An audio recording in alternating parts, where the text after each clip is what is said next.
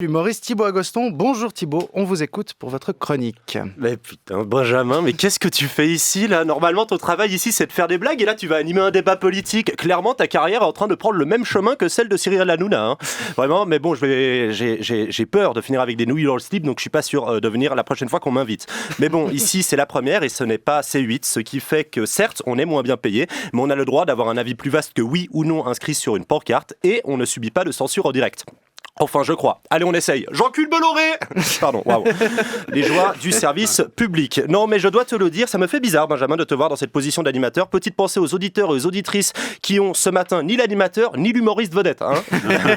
Dans cette émission, tous les titulaires sont blessés, on dirait l'équipe de France de football.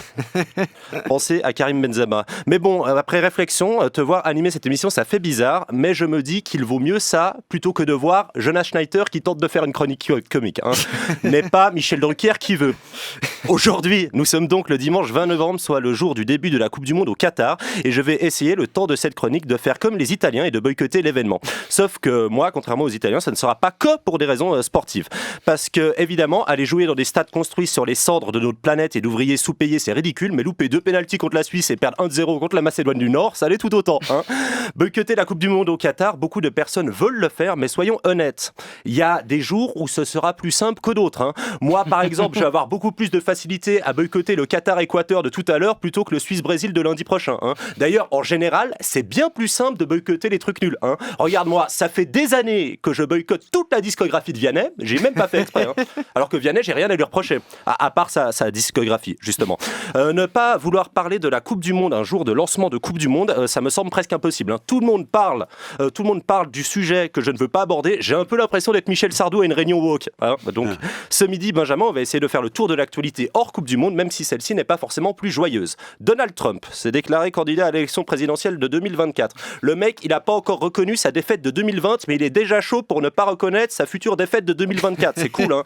Mais bon, avant de batailler contre les démocrates, il va devoir convaincre le parti républicain via des primaires. Alors déjà que les élections américaines, c'est des bourgeois de droite qui s'affrontent, on dirait un tournoi de golf, j'imagine pas la gueule des primaires républicaines. Hein. Je te jure, tu mets Ignacio Cassis au milieu d'une primaire républicaine américaine, pour eux, c'est le Che Guevara. Hein. C'est un babos altermondialiste qui fume des roulés, le type. Hein.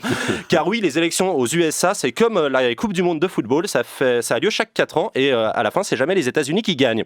Parallèlement à ça, ce mardi, la population humaine a dépassé les 8 milliards. 8 milliards, tu te rends compte, Benjamin ? Il y a 8 milliards d'êtres humains sur Terre et c'est toi qu'ils ont choisi pour remplacer Jonas Schneider. La chance ! Nous étions 2,5 milliards. C'est dingue, hein ?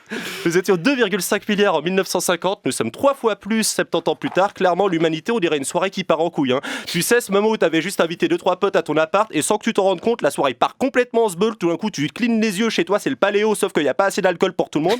Bah, la planète, c'est la même chose, sauf qu'on va pas manquer d'alcool, mais d'eau potable, ce qui est moins cool. La population est en perpétuelle augmentation, Benjamin. Ça veut dire que plus on avance, plus c'est dur de devenir numéro 1 mondial de tennis. Voilà, j'ai posé cette réflexion.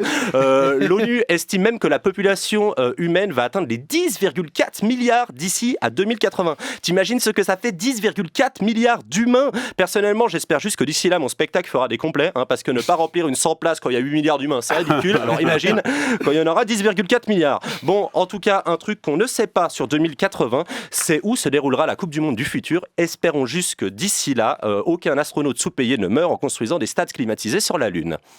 Merci Thibaut.